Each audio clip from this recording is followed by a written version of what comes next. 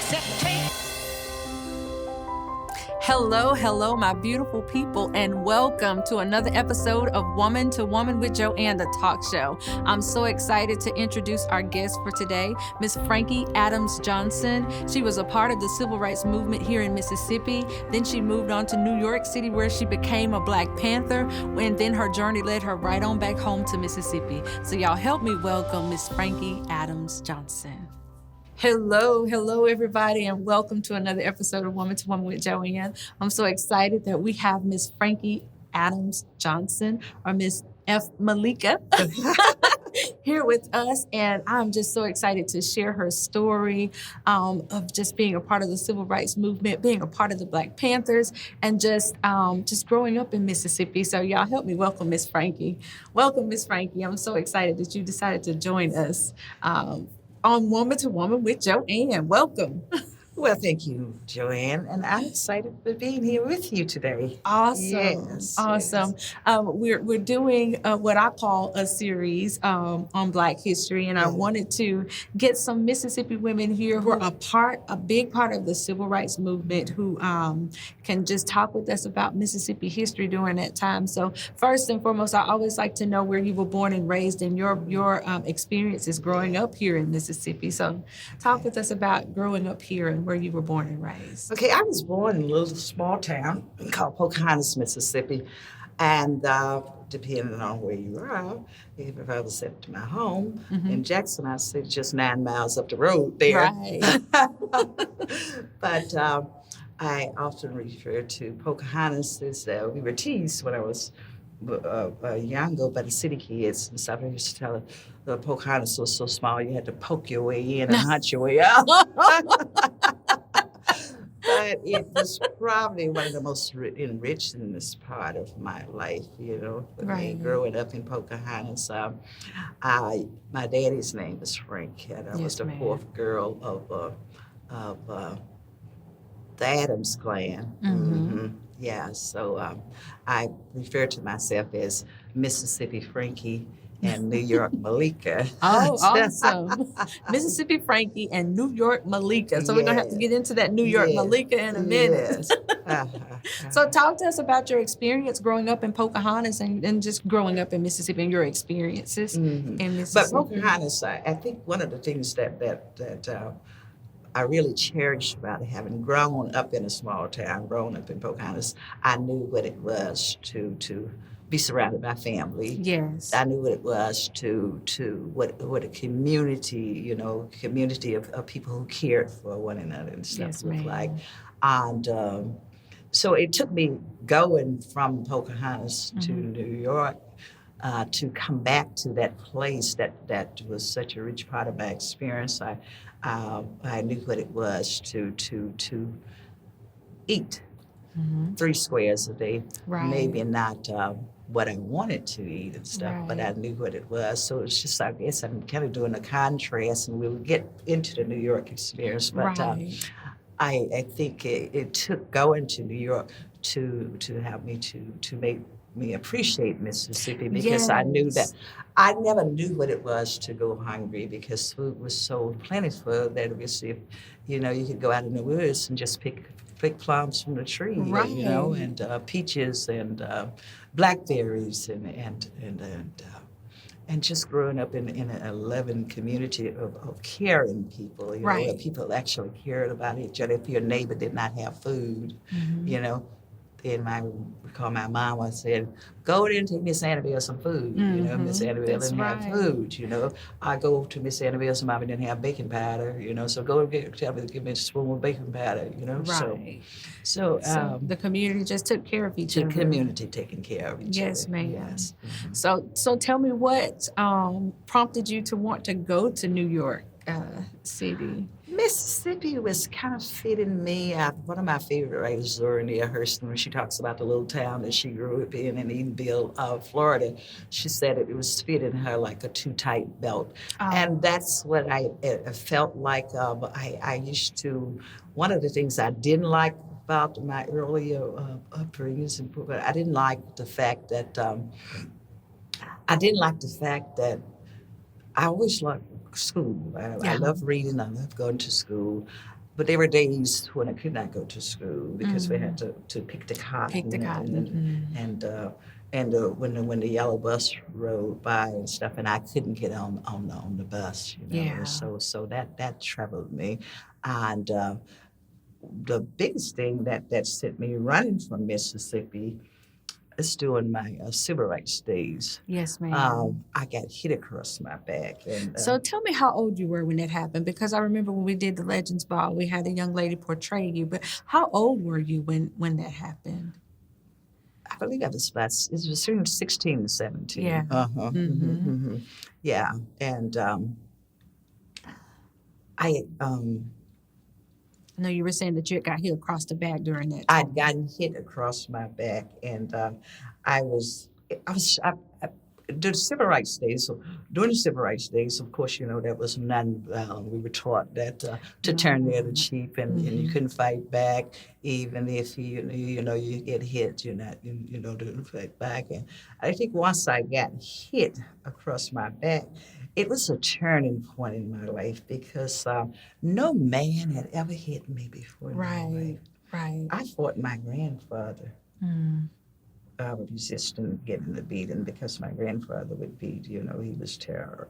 He believed in he didn't spare the rod.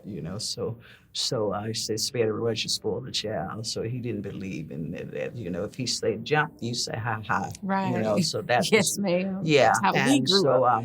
He was pretty brutal, and I know one day that he came and he wanted us to do something, go to the store, and I said, want us to go to the store for whatever reason and stuff.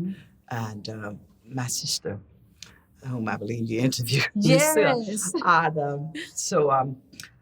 She talked back. She says, "Mommy said don't be sitting. We're not to send his children to no store in the house." So then he went to beat that, and she was a runner, so she ran. Right. And then he just went down, kind of down the line, and somebody's gonna get beat today. Right. And so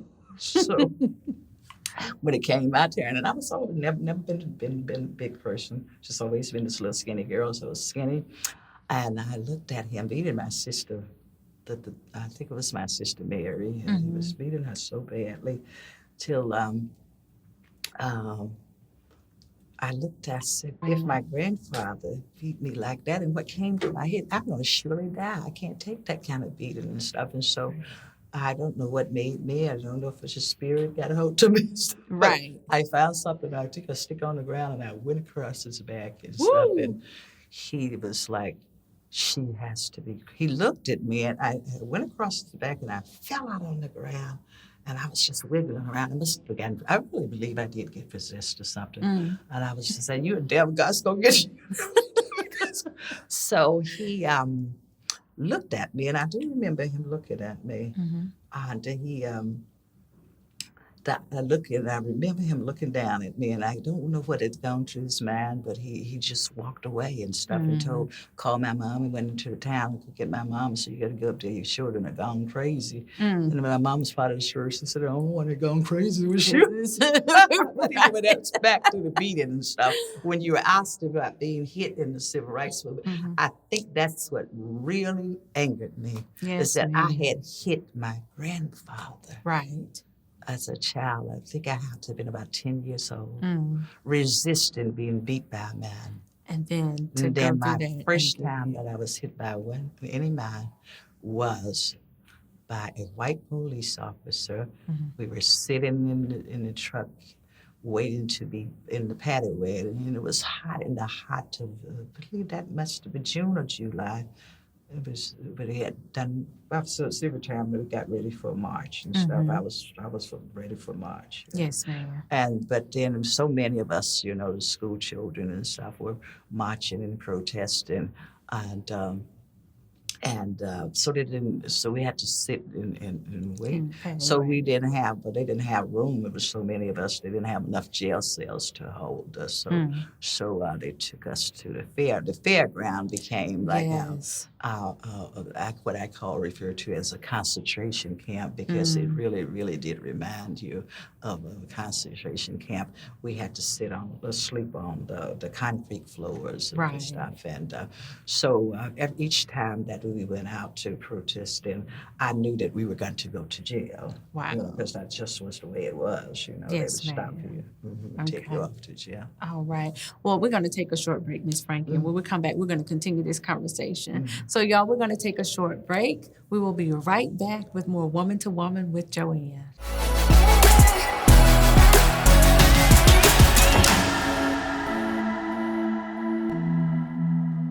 Whether buying or selling a home, service counts. Lynette Sutler with One Star Realty is your trusted realty agent with over 10 years of experience and ready to serve you, giving you the star treatment. Call Lynette Sutler today to get the service you deserve. During a public health crisis, it can be hard for those facing domestic abuse to know what to do. Being confined in the same space as an abuser can increase threats to safety, and leaving an abusive relationship during a crisis can be even more difficult than normal. You can help. Ask them how they want to connect and be creative. Be supportive and believe them. Help them think through how to stay safe.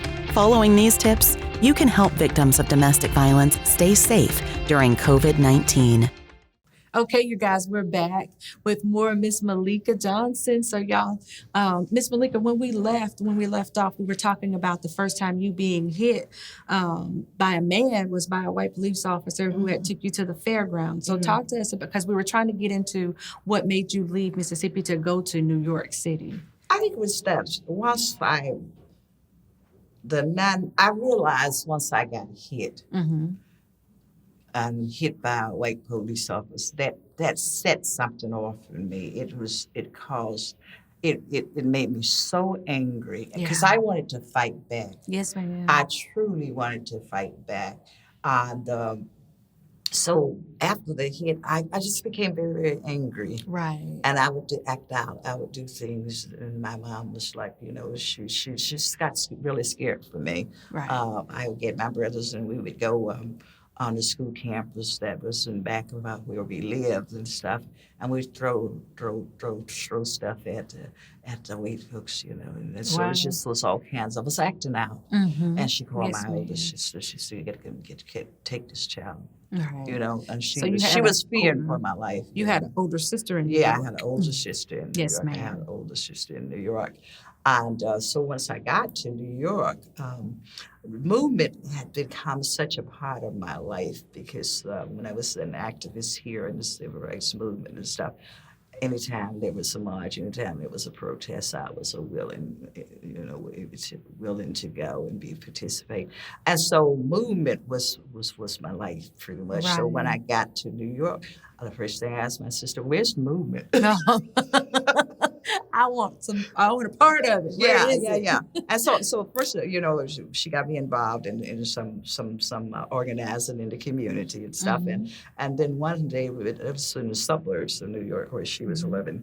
And so we would go into the city, maybe on the weekend or whatever. And one day we'd gone to the city, New York City, from White Plains, New York to New York City. And I saw these mostly was guys and stuff, these black berets, and everything was black, black leather jacket and the black, the beret and stuff. And I was really impressed by them. Right. And so then I went to know, well, who are you guys? And this was about, I think maybe been about 66, I'm sure. Yeah. And no, couldn't have been that though, because I was still here, I think. But anyway, so I saw these guys walking down the street, and I inquired about who they were. And they said, "Well, you're the Black Panthers." I said, "Well, I want to be one of you." I want to be one.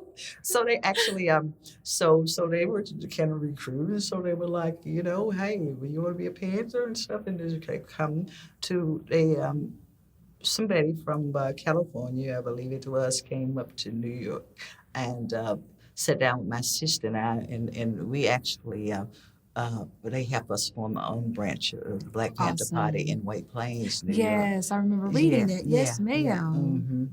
That's awesome. So how was that? How did you, during that time and creating your own branch in White Plains, tell me how that went. It was, that was, one of the things I did find out when I made that act, took that jump, that leap. the job that I was working with. I was working with the daycare center, and so I was so panted down. I was so into to being a Panther. I'd be taking stuff to work, literature to work, out educating the people, and that's when I realized that. The racism in New York was not very different from racism here in Mississippi, because I think as long as I was doing things that was kind of like, moderate kind of activism and stuff, my job had no problems with it. But once I made that quantum leap into now being a Black Panther, and so I actually got. I went from a top rate teacher now to just very low rating, and she was threatening to fire me from the job and that other stuff, So, talk to me about the Black Panthers. Tell me what they stood for, because a lot of times I heard that people try to make them out to be this big bad militia group and all of this. Talk to us about that. People live there, and all these rumors that Black Panthers were out to kill police and all that stuff. Black Panthers took a stand that was quite different from what I learned from Martin, what I learned from Medgar, and stuff from the nonviolent stands. The Black Panthers say, well, we will fight back. We will fight back, and so and the Black Panthers also believe that people, it was that we were going to take from the greedy people who were taken from, because I say what I found in New York, that people actually did go hungry. People actually did go homeless, clothesless, people slept on the street. People didn't eat those 3 square meals like I was so used to, accustomed to. And so what the Black Panthers stood for was say, we want housing fit for the shelter of human beings, because people, my experience of working with the Black Panthers, we went to tenements where people actually did have rats that was big like cats. Wow. Yeah, I actually saw one, and one was we actually published it in the Black Panther paper. The rat was so big, and so, people actually, and rats bit. So when I worked with the we had programs to try to address some of these. We had the free breakfast programs early in the morning with rise and get up really early in the morning and to go feed hungry children. Then we worked in the community and educated the people how to take control of their own lives and how to take it. A lot of stuff where they say that people say the Black Panthers were thugs and taken from people. No, we taught people that you take from the greedy. We were about taking from the greedy and give it to the needy. That if these people are going to come into your community, slumlords are going to be, they're entitled. You're entitled to decent housing, fit for the shelter of human beings. You're entitled for decent schooling, and so we ran liberation schools. I was a teacher we were out of the Panther office. We had after school programs stuff that children came to because they were not given proper educations in schools, and so we had to live. We had programs that really were about empowering the people. It was not about killing police officers. That's right. But we said police officers could not now come into our community and just be gunning down the people. Right. They had to be held accountable. That's right. So they just couldn't come in. You just can't come in here. If you're going to walk down the street, you can't come down the street harassing people. And that happened a lot in the cities like New York, Yes, ma'am. All right. Okay, you guys, we're going to take another short break. We will be right back with more Woman to Woman with Joanne.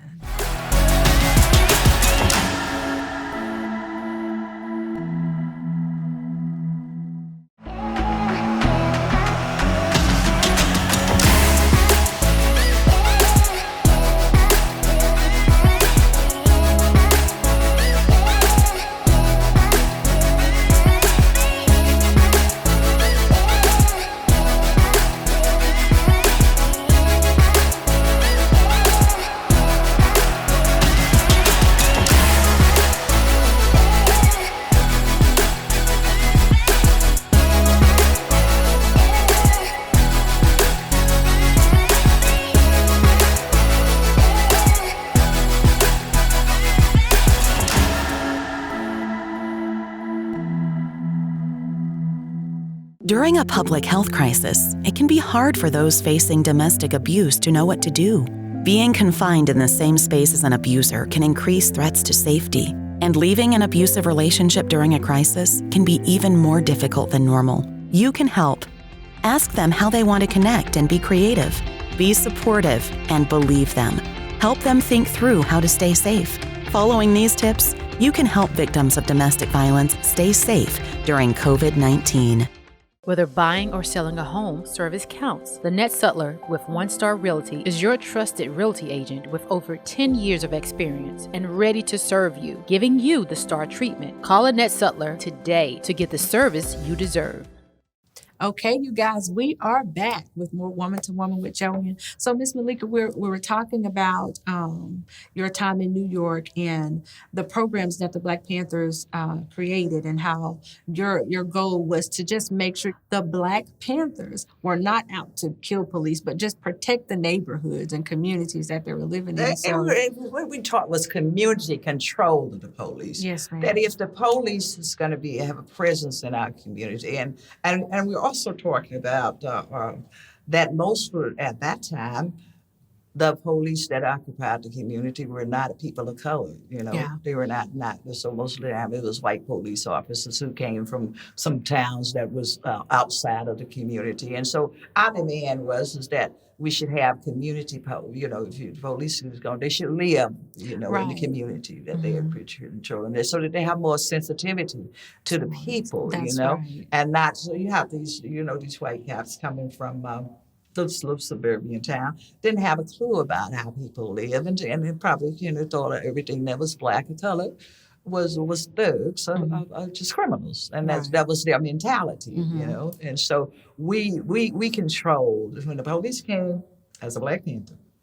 The police came into our community, and so then we controlled the police. Okay. We made sure that they act right and behave right. Yes, ma'am. And so that was a lot of because of a lot of our programs we're talking about people power, people taking control, and so it did scare a lot of people. It scared those people who exploited off of the community. Yeah. The store owners and all that. Because we demanded that they give back. That's right. Well, that's how we fed the children that came to the program. Right. We went to, if you were you were in the community, your supermarket was in the community, then we went and demanded that you give back to this community that you are taking from. Right. Talk to me about the WIC program, because I read that the Black Panther Party started the WIC program. Is that right? We started. I mean, that was named. That's what they named it. They named it WIC. What they did was copied of what we were doing.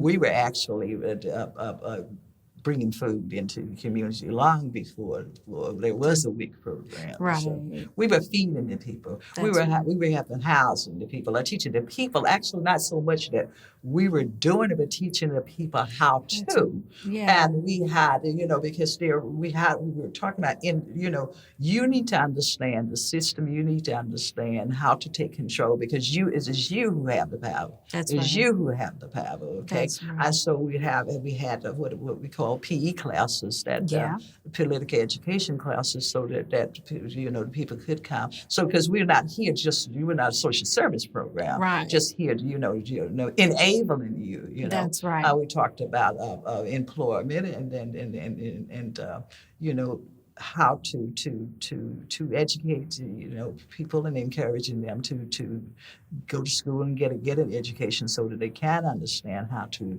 sustain themselves. That's right. Well, Miss Malika, you did end up coming back to Mississippi. So talk to me about your journey coming back to Mississippi from New York after, being a member of the Black Panther and all of that. Of course, that came with you. But talk to me about coming back to Mississippi. I say I left Mississippi because it felt like it was fitting me like a too-tight glove. Then New York started fitting too tight too. Fitting too tight. New York, it was really the cold. I lived in New York for 32 years, and for 32 years that I lived in New York, every time it snowed, I would say, I'm going home. Can't take this. So between cold weather, and I think I probably just as I was, beginning to get older, Mm-hmm. I wanted my children, basically one of the major reasons that I wanted to plant myself back in Mississippi. My children, my grown children, my children who I had most, I had my children in New York, I had 3 children in New York. And so once they got of age and started having children of their own, I wanted my grandchildren to have the freedom of. So it was really interesting, the dynamics, how I thought what I was leaving and would see in New York would give me that freedom that I didn't feel, that I longed for, that had become so passionate to my heart.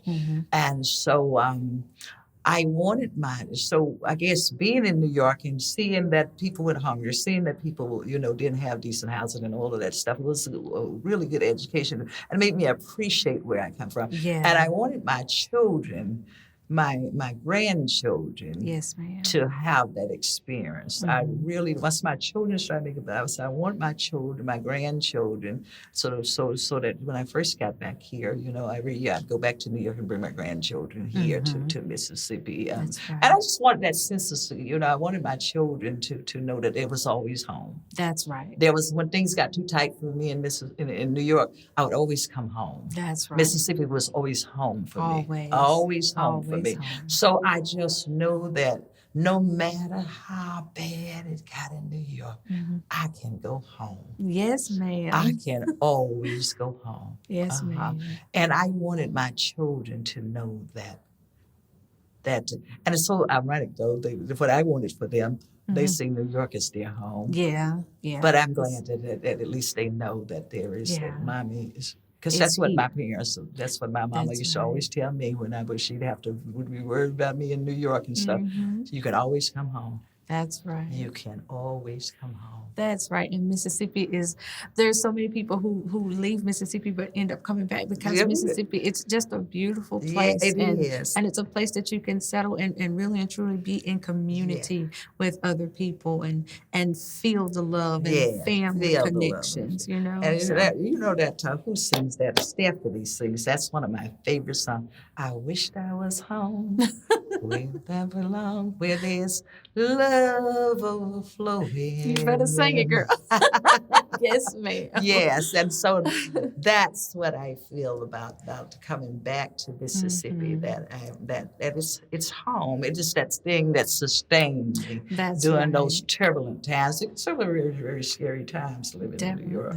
During those turbulent times and being the Black Panther and stuff. I mean, and I've gotten some really, really sticky stuff, Yes, ma'am. And I was like, I'm going home. Yes, ma'am. Ms. Frankye, this has been absolutely wonderful. Thank you so much for coming and sharing a part of your story and a part of your journey with us. Did you tell me that you have a book? Are you writing a book? I have been writing a book for years. Okay. And I think I'm somewhere at that closure part of it. It's actually written, so it's just the rewriting and revisiting, those places that I need to kind of tighten up. Right. And I'm part of a writers group. That's right. Yeah, yes, ma'am. I was going to kind of tell the people where they could get your book, but y'all be on the lookout for Miss Frankye Adam Johnson or Miss New York Malika or Mississippi Frankye. Be on the lookout for that book. Miss Frankye, thank you so much for coming and sharing with us today. It was my pleasure. Yes, ma'am. Yes. Awesome. All right, you guys. Thank y'all for joining us for another episode of Woman to Woman with Joanne. We'll see you next time. Love y'all. Bye-bye.